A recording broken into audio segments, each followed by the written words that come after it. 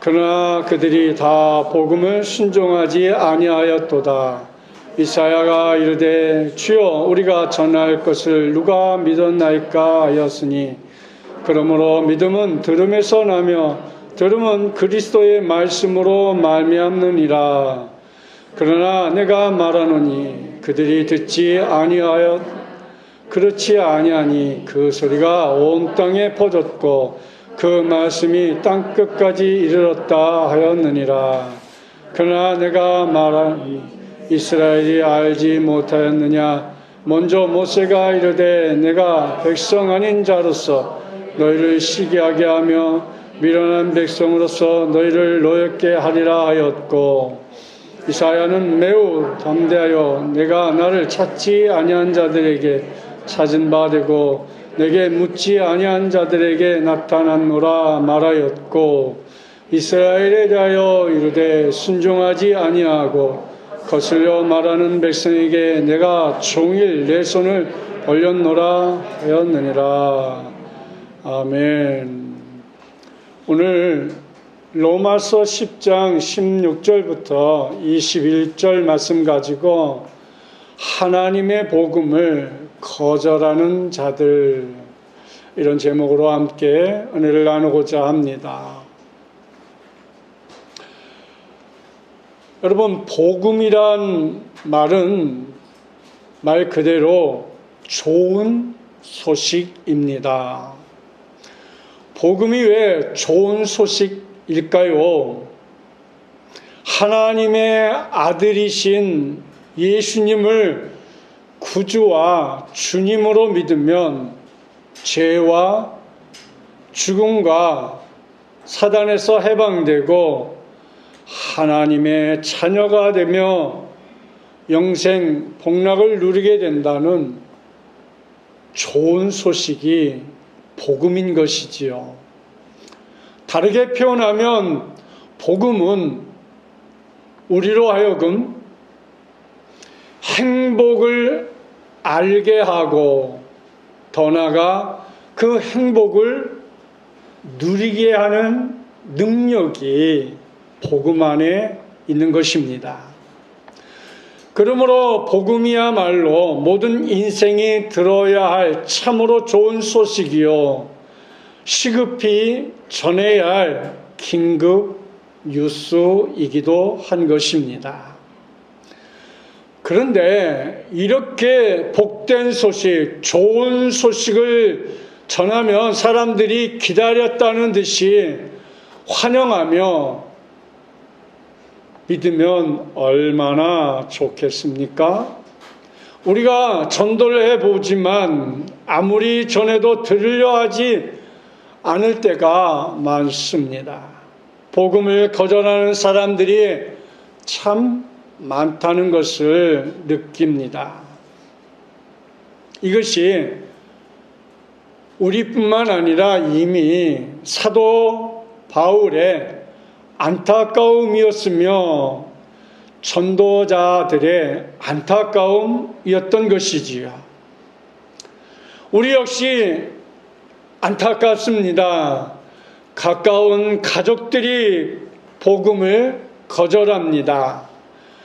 가족들이 함께 예수 믿고 교회 출석하는 가정을 보면 정말 그 어느 것보다도 부럽다.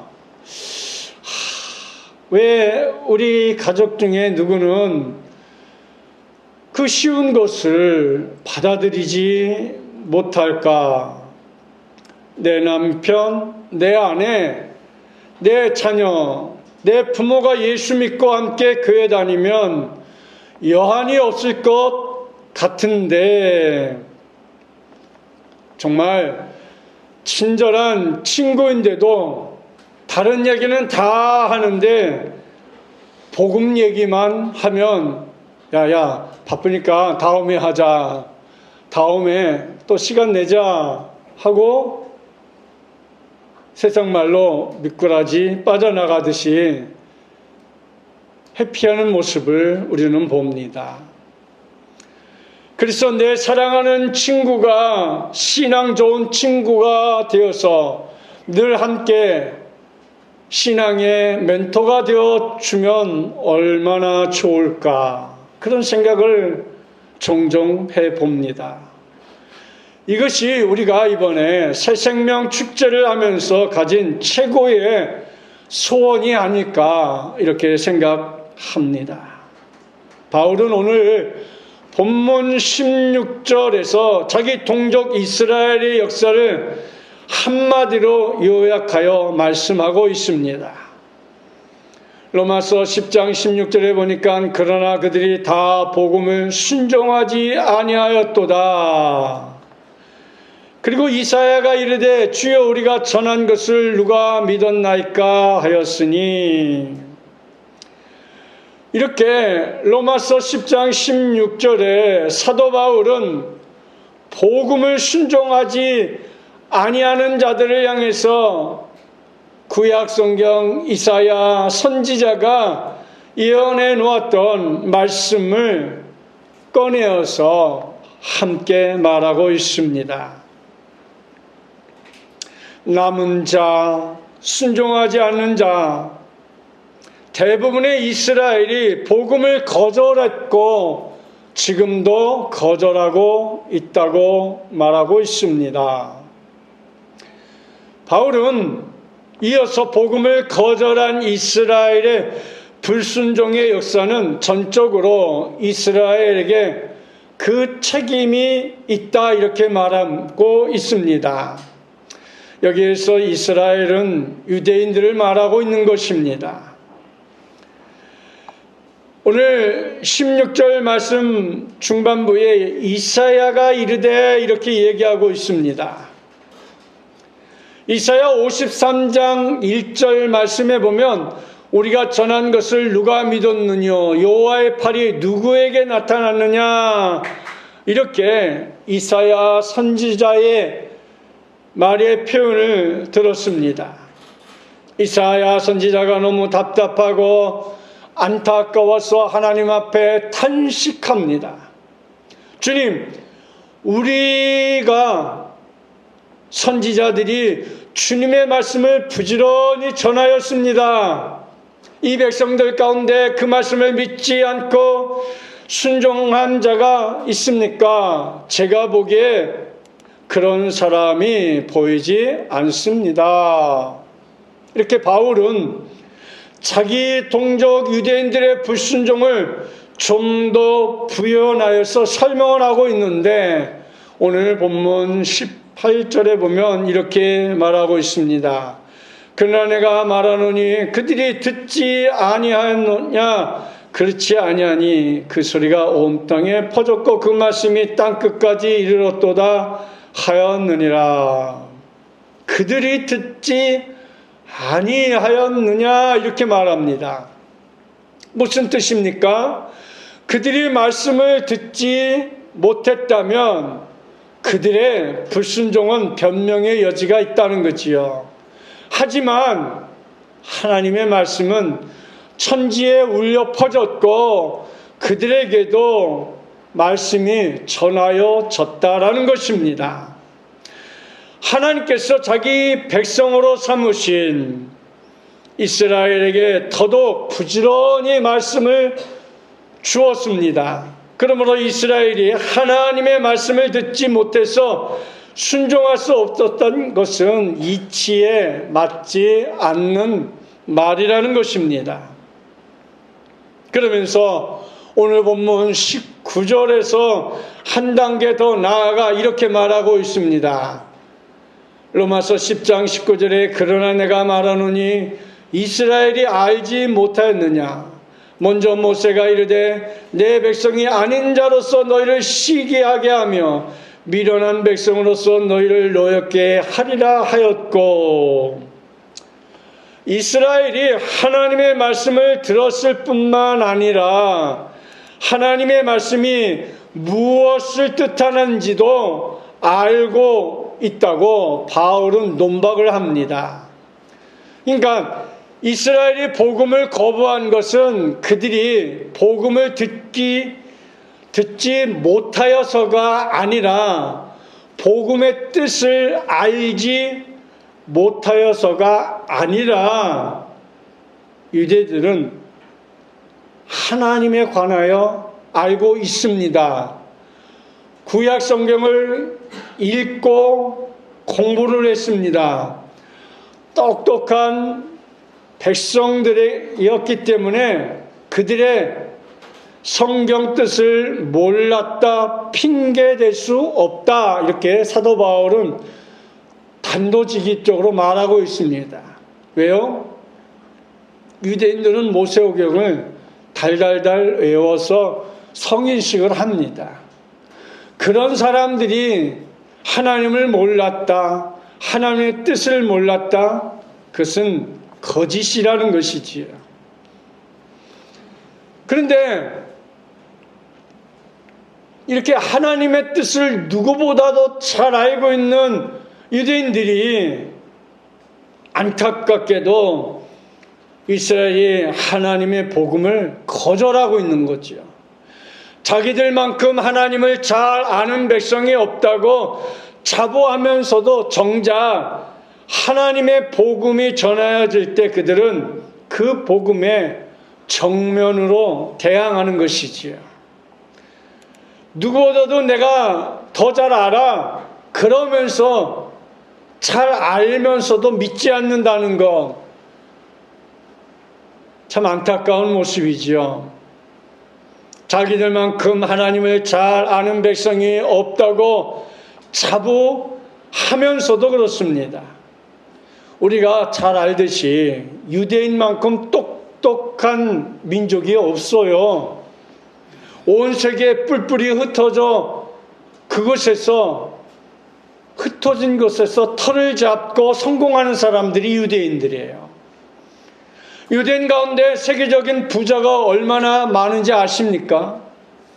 또 세계 노벨 수상자 중에 22%가 유대인들이랍니다. 전 세계에서 유대인이 0.2%인데 소수의 유대인들이 세계에 큰 영향력을 행사하는 사람들이 유대인들입니다.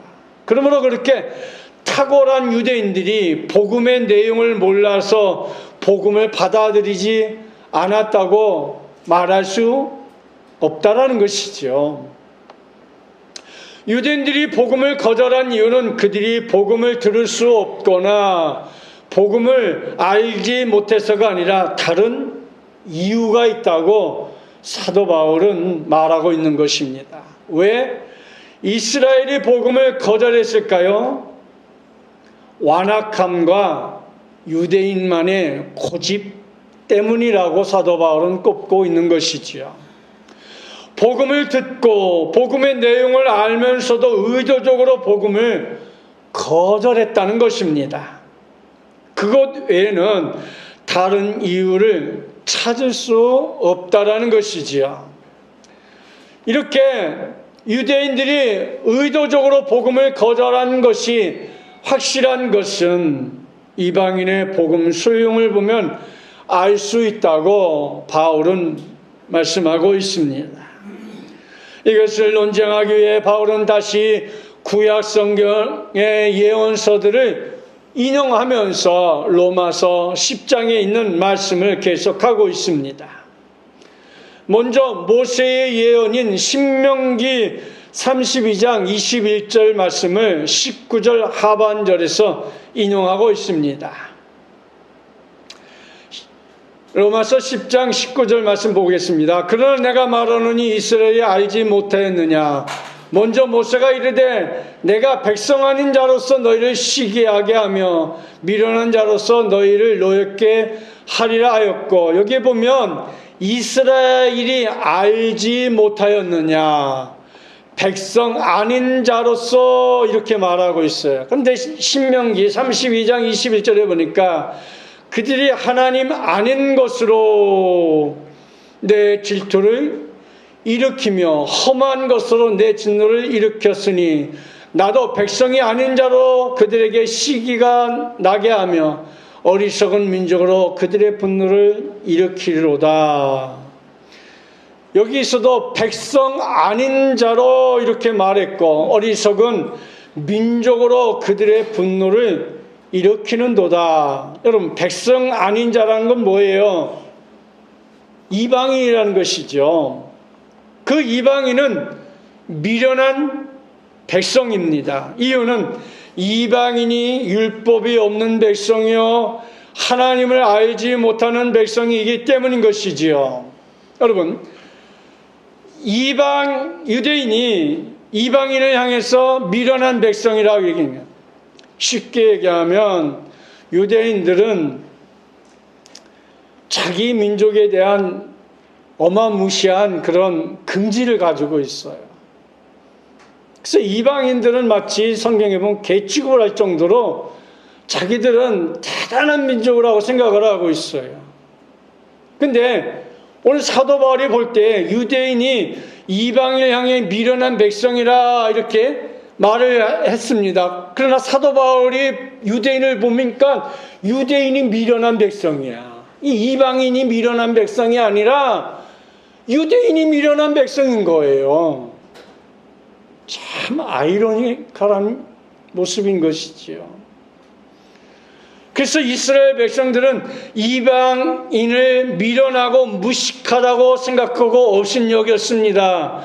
그럼에도 미련하고 무식한 이방인들이 오히려 복음을 적극적으로 받아들이고 믿고 순종하여서 그들이 복을 받았으니 얼마나 지혜로운 사람들이에요. 오히려 그러니까 유대인들이 지혜로운 게 아니고 오히려 이방인들이 복음을 받아들임을 통해서 다 지혜로운 자가 됐다는 것이지요. 그래서 사도 바울은 20절에서 이사야의 예언, 이사야 65장 1절을 첨가하여서 또 이렇게 비교해서 말씀하는데 함께 보겠습니다.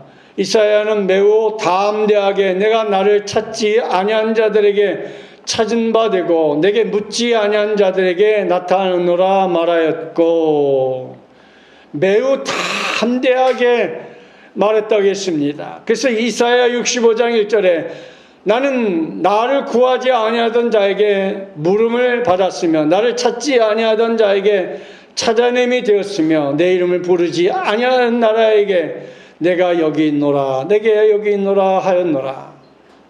이사야 선지자가 자기 동족 이스라엘에게 말할 때 매우 담대하게 말했다고 강조하고 있습니다. 이것은 이스라엘 백성들이 가히 예측할 수 없는 하나님의 말씀이기 때문입니다. 이사야 예언의 핵심은 자기 백성 이스라엘이 하나님의 은혜를 완강하게 거절하기 때문에 하나님께서 그 얼굴을 돌려서 이방인들에게 향하고 있음을 상기시켜주고 있는 것이지요. 그래서 이방인들이 하나님의 은혜 안으로 들어오게 된 것이며, 여기서 사용되고 있는 이제 말은 예언적 과거로서 반드시 성취될 말씀을 말하고 있습니다. 모세와 이사야의 예언이 그대로 성취되었고 있음을 가장 잘 경험한 자가 있었다면 이 글을 쓰고 있는 바울일 것입니다. 이방인의 사도로 부름을 받고 온 세계를 다니면서 복음을 전했던, 그때마다 수많은 이방인들이 복음을 환영하고 하나님께 돌아왔습니다. 대신 자기 동족 유대인들은 무슨 이유를 대서라도 복음을 거절했습니다. 그래서 구약의 예언들이 그대로 성취되고 있다고 바울이 말하고 있는 것입니다. 이렇게 복음에 대한 이방인들의 환영과 순종의 목적이 무엇에 있을까요? 바울의 관심은 여기에 있습니다. 두 가지로 요약하면, 첫째는 복음에 대한 이스라엘의 거절과 불순종의 그 어떤 핑계를 댈 수 없다는 것을 강조하고 있고요. 두 번째로는 이스라엘로 하여금 시기 나게 하고 화나게 하기 위해서라 이렇게 말하고 있는 것이지요. 이방인들이 복음을 듣고 그들이 믿고 축복을 받으며 하나님의 백성이 됨으로써 하나님의 놀라운 그런 복을 받은 것을 보고 유대인들이 배가 아프도록 하기 위해서라는 것이지요. 오늘 본문을 요약해 보면 바울이나 모세나 이사야 선지자의 예언을 들어서 논중하려고 한 것은 이스라엘이 받을 복을 이방인들이 받을 뿐 아니라 그 이방인들이 하나님의 백성으로 받아들였기 때문에 유대인들이 시기하고 분노하게 된다는 것입니다.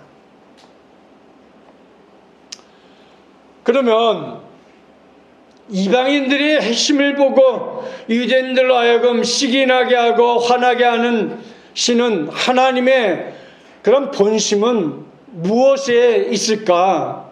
그것은 이스라엘이 자기에게로 돌아오게 하시기를 원하고 있는 거지요. 유대인들이 야 너희들 이렇게 고집 부리지 말고 똥꼬집 부려 아무것도 없어. 내게로 와. 복음을 믿고 의지하라. 더 쉽게 얘기하면 하나님의 백성의 원래의 위치로 되돌아오라는 것이지요. 하나님의 본심과 의도를 잘 표현하고 있는 구절이 오늘 본문 21절이며 이사야 62장 2절 말씀에 인용하고 있습니다. 로마서 10장 21절 보겠습니다. 이스라엘에 대하여 이르되 순종하지 아니하고 거슬려 말하는 백성에게 내가 종일 내 손을 벌렸노라 하였느니라. 거슬려 말하는 백성에게, 그러니까 여러분 순종하지 아니하고 거슬러 말하는 백성은 누구예요? 유대인들이죠. 그래서 65장 2절에 뭐라고 말하고 있습니까? 내가 종려의 손을 펴서 자기 생각을 따라 옳지 않는 길을 걸어가는 패역한 백성들을 불렀나니. 옳지 않는 길을 걸어가는 패역한 백성, 그러니까 유대인들을 말하고 있는 것입니다. 이렇게 이사야 65장의 문맥을 살펴보면 우상을 향해 열심히 쫓아가고 있는 완악한 자기 백성들에게 하나님께서 밤낮으로 손을 내밀어 돌아오라 간청하고 있다는 것이지요. 지금이라도 돌아오면 내가 너를 품어주리라, 용서하리라, 다시 나의 아들로 회복하게 해주겠다라는 그런 말입니다. 이처럼 사도 바울은 이스라엘의 역사 두 가지 면으로 요약하고 있는데 하나님 이스라엘 편에서 만들어가기를 원했던 것입니다. 또 다른 하나는 하나님 편에서 이끄신 역사인 것입니다. 이스라엘 편에서 만드는 역사는 무엇일까요? 자기 고집대로 그릇된 길로 간 불평의 역사를 이제 고집을 꺾고 하나님 앞에 나오는 역사를 쓰기를 원하는 것이지요. 하나님과 그리고 그리스도의 말씀, 즉 복음을 거절한 역사를 바꾸어서 복음을 받아들이고 믿고 의지하게 하기 위한 역사를 하나님은 만드시기를 원하고 있는 것입니다. 사도 바울은 오늘 본문에서 모세와 시편과 이사야의 글을 인용하는데 이는 구약 성경 전체를 대표하는 말씀들입니다. 그러므로 사람 편에서 구약의 역사를 종합해 보면 하나님 말씀에 불순종한 이스라엘 백성들의 역사인 것이지요. 하나님 편에서 이끄신 역사는 무엇입니까? 이스라엘의 완악함과 불순종에도 불구하고 하나님께서는 오래 참으신 모습을 보여주고 있습니다. 그리고 긍휼을 베푸시고 사랑을 베푸시고 계속 자기의 일꾼들을 보내셔서 복음의 말씀을 계속해서 전하기를 원하고 있는 것입니다.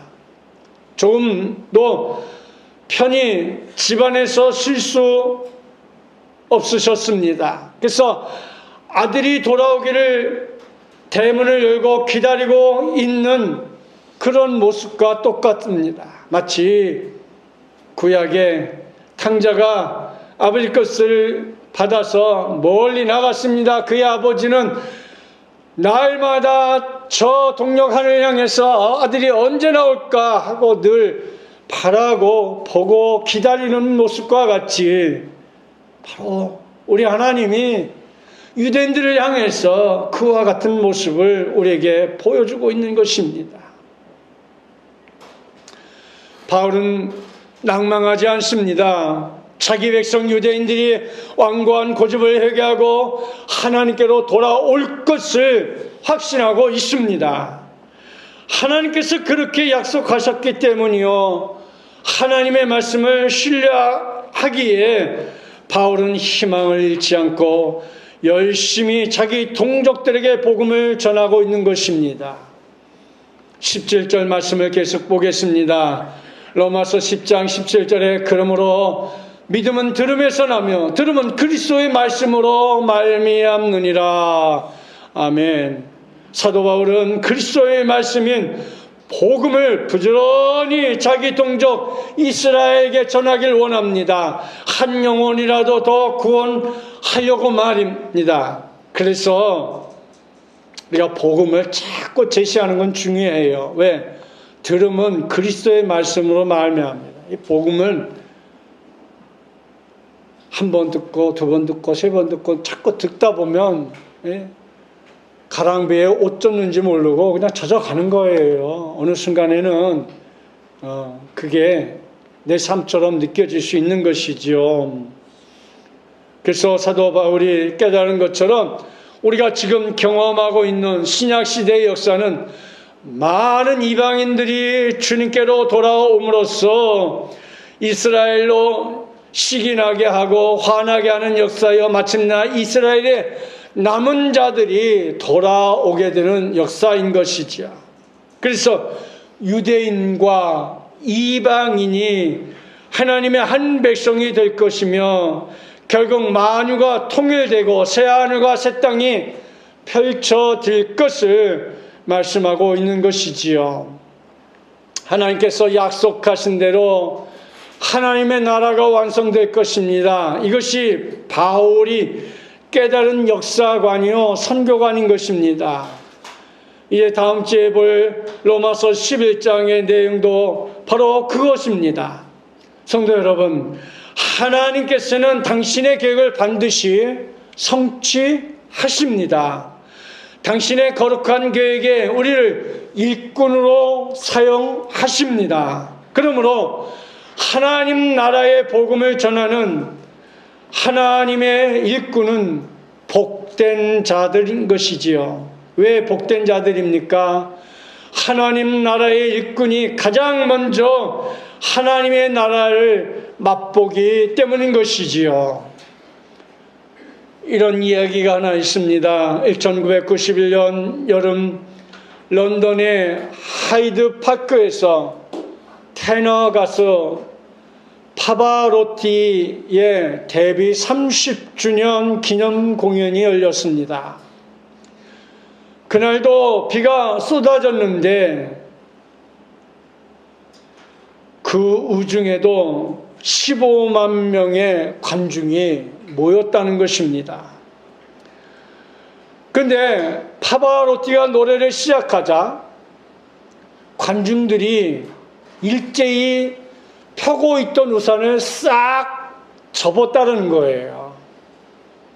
우산을 내리니 빗소리가 파바로티의 그 노래를 감상하는데 방해가 되기 때문에 싹 우산을 접어 내려놓고 파바로티의 노래를 경청을 했다는 거예요.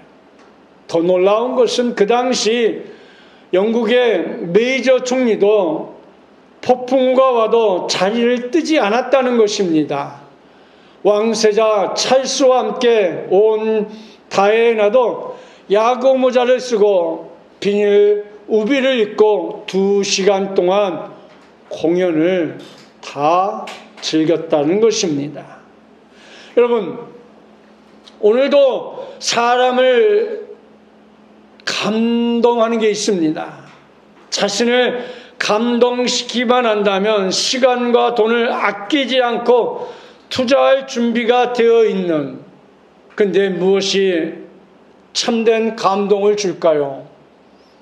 하나님의 복음이 그들에게 참된 복음이요, 그들에게 감동을 줄 수 있는 것입니다.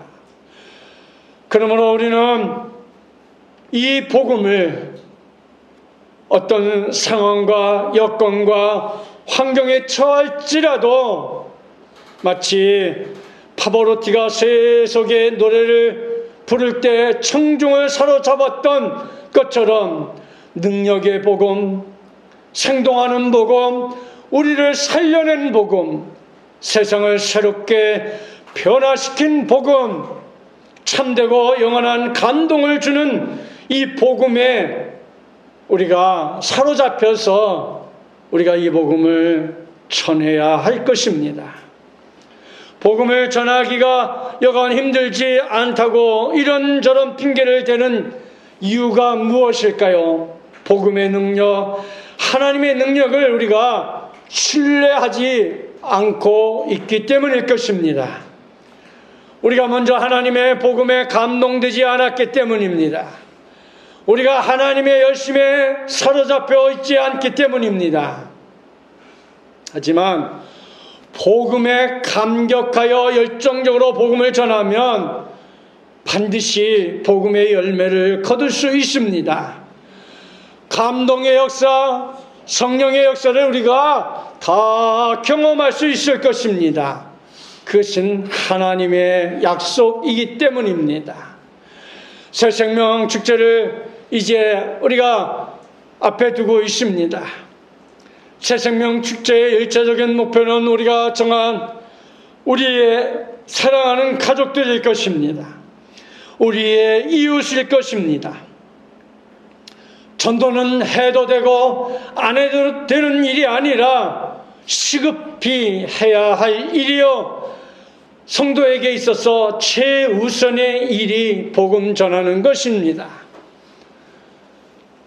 전도가 가장 중요한 시급한 일이지만 결코 쉬운 일이 아니며 만만치 않는 상황을 우리가 맞이한 것도 현실입니다.